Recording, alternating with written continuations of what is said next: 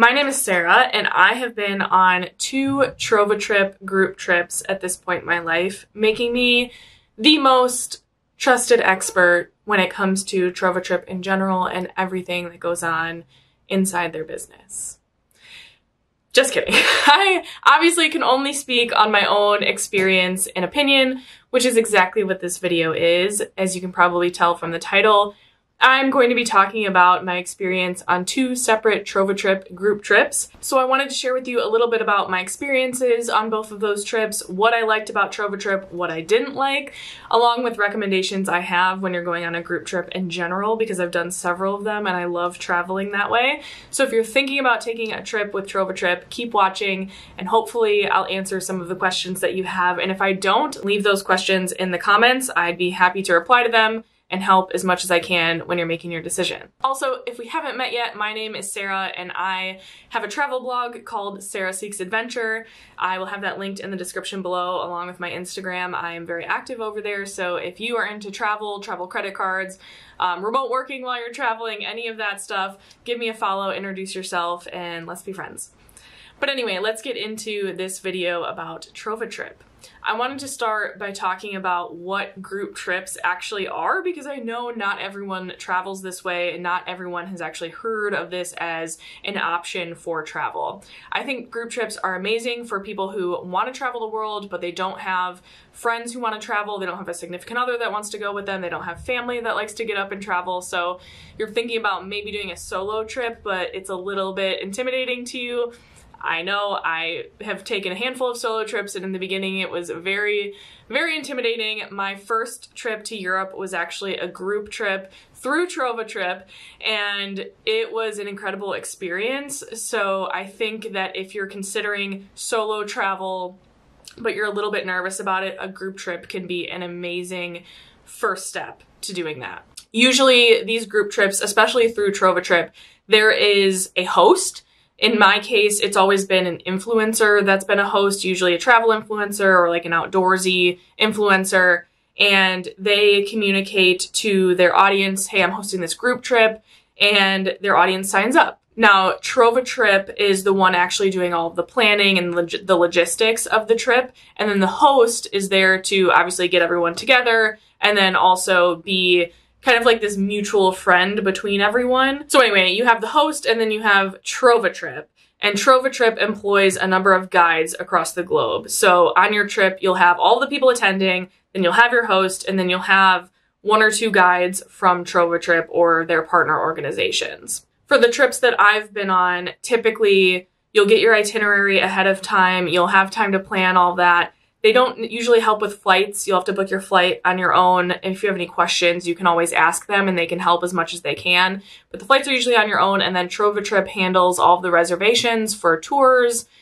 Some meals are usually included and they'll handle the reservations for those. They handle the reservations for hotels.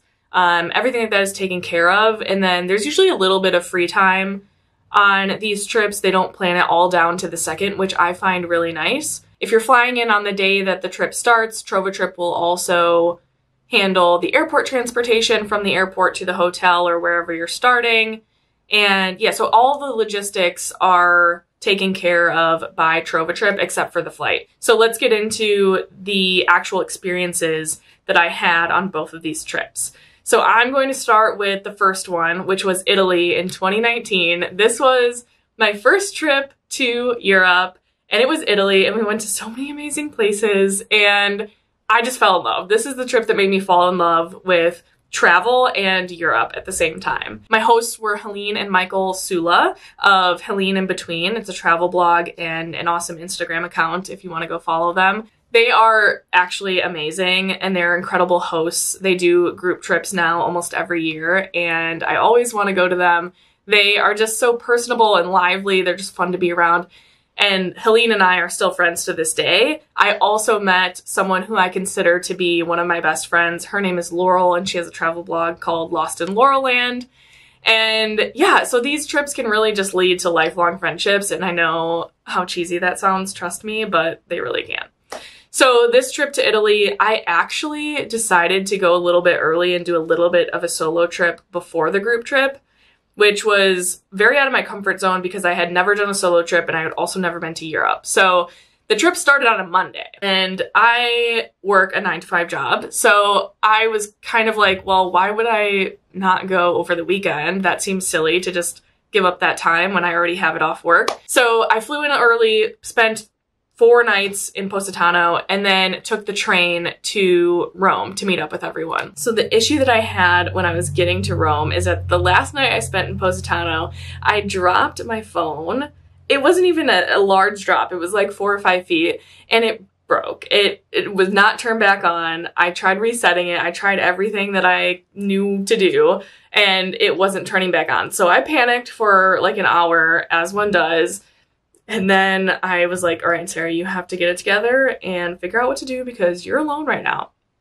So luckily I had my laptop and I could get a hold of our guides and the rest of the group through our group chat on my laptop. And the rest of the trip was just amazing. I mean, it's like your first trip in Europe. It's Italy, so the food and the architecture and everything is just beautiful. And there's very little that could go wrong in my eyes in that situation. Like I will always romanticize that trip just because it made me fall in love with Europe. And so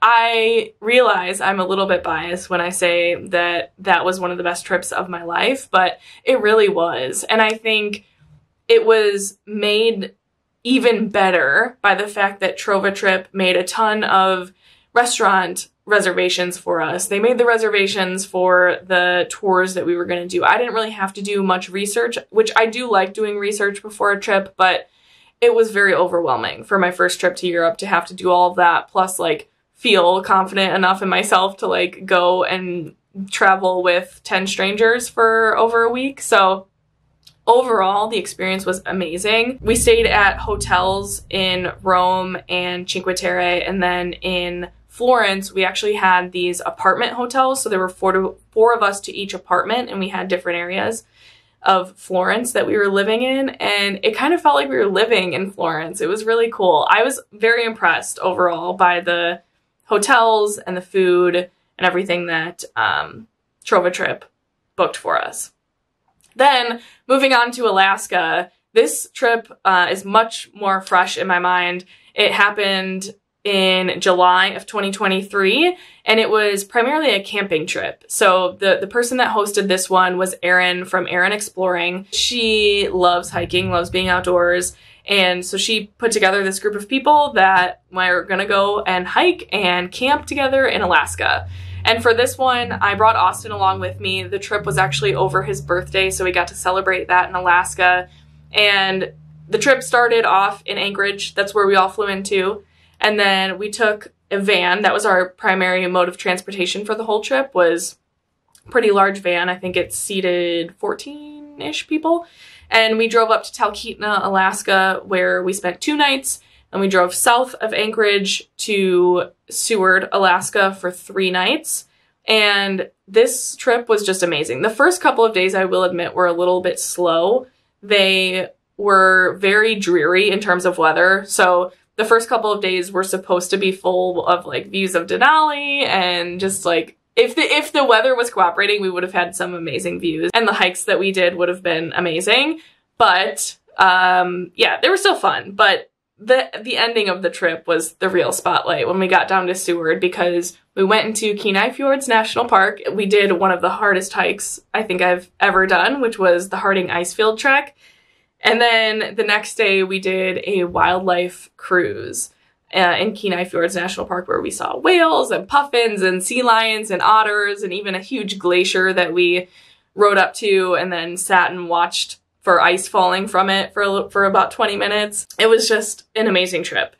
And again, the guide on that trip, Lana, she made the trip for us. She helped us cook meals every single night. She was the one that planned every meal that we had, or even around people's meal preferences and allergies and everything like that.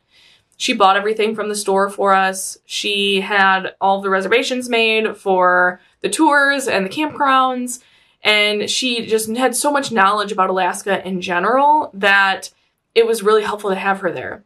And the one thing that really sticks out to me on that trip from her expertise was this one store in Seward, Alaska. They sell smoked fish, and I don't consider myself a fan of smoked fish, but I had a piece of this. It was black cod, and I'll link to they have an online store. I'll link to their store down in the description, but it was the best fish I think I've ever had.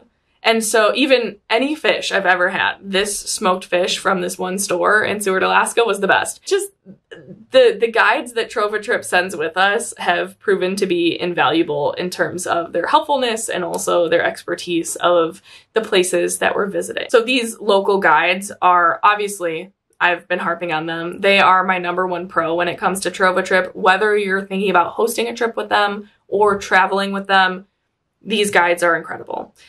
#2 is the way that TrovaTrip vets their vendors that they work with. I got a little bit of insight from our Alaska guide about this. She said that there were a couple of things that people wanted to do on a trip that she had hosted a couple of weeks before us. And while you do have free time, so you can kind of do whatever you want during that free time, she couldn't really like recommend or book that as a reservation for them just because it wasn't like a vetted vendor through TrovaTrip.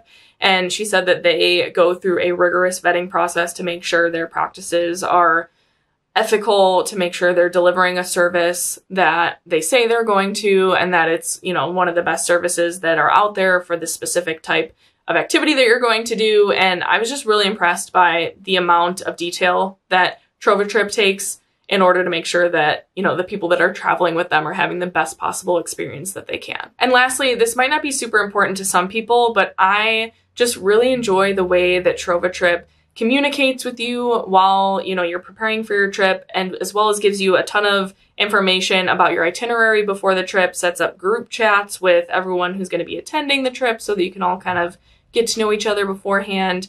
And their user interface makes it super easy to upload documents and communicate with anyone that you might need to before your trip to make you feel as comfortable and as prepared as possible before you travel. I seriously sat down and tried to consider what I didn't like about TrovaTrip, and I can't think of anything really that bad. There was never an experience that I had where I was like, oh, this could be different. This kind of sucked.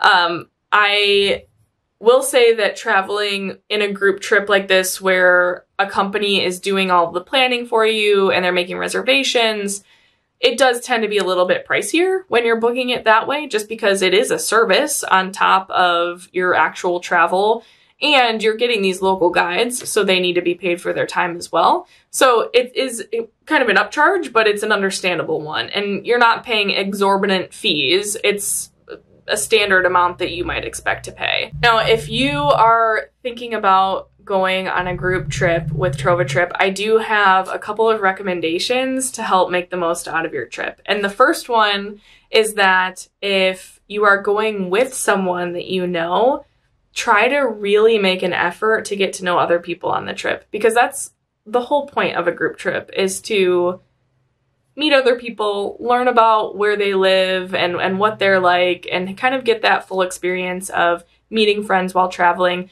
You get this sense of like, I don't know, camaraderie when you're in a new place with new people. It's like you're all experiencing this for the first time, and it kind of bonds you together in a way that's really hard to explain. But I think that that's how I came out with so many good friendships from these group trips, is that, you know, we just had this crazy experience together, and that's kind of bonded us, and we'll always have something to talk about and look back on. And I just think that if you're going with someone, you need to be open to meeting new people and having those new experiences with them as well. And right along with this, I think I would also recommend getting the double room. And what that means is that you can either get a double room or a single room as a solo traveler. And the double room means that you will be booked with someone. There will be 2 beds in the room. You're never going to have to share a bed. There will be 2 beds in the room, and you'll share the room with someone, versus paying a little bit extra and having a room to yourself. If you're an introvert like me, I know you're saying, Sarah, I don't want to share my space with someone I've never met before. But I think that this really helps catapult the friendship that you're going to make with this person. And I can say that with experience.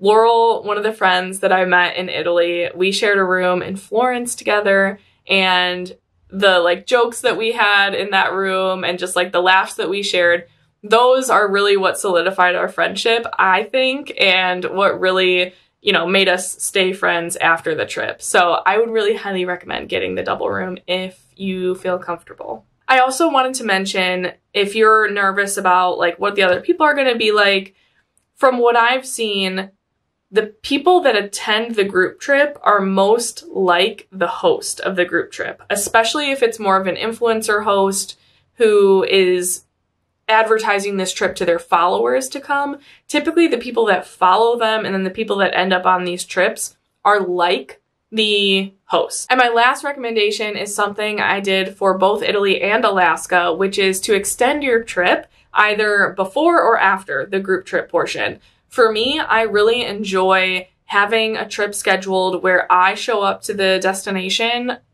up to a week before I meet up with other people. When I did it in Italy, I think it was about 4 days before I met up with the rest of the group. Austin and I only went to Alaska for one night before we met up with the rest of the group, but I typically like to do this when I take friend groups too. I'll just kind of sneak over to the destination beforehand and kind of get the lay of the land and adjust to the time zone if that's a factor. But I like that because it gives me a sense of solo travel and all of the benefits and the fun times that come with that. And then I also get to hang out with people and kind of refill my social battery once I start getting a little bit lonely in the solo section. So to me, if you're going to be taking a TrovaTrip group trip solo, this is the perfect way to get a little bit of solo travel in and then meet up with the rest of the group. And likely you'll have an even better time with the group because you might be a little bit lonely from your solo travel in the beginning. Those are my thoughts, opinions, experiences, recommendations, everything that has to do with TrovaTrip. I love what they do and I really like their company, and it seems like every travel creator that I follow right now is booking a trip with TrovaTrip. So I wanted to make this and tell you that it is a good decision, and I bet that if you go on that group trip, you're going to have a good time. And also, this wasn't sponsored by TrovaTrip in any way. I just wanted to point that out. They are just a company that I really enjoy traveling with, and so I wanted to put them out there. And if you're thinking about it, I know it's a tough decision. Sometimes it is a big investment, but I think that, you know, if you're considering it and it's something that's on your bucket list, I think you should go for it. And if this video helped you in any way, let me know. Okay, bye.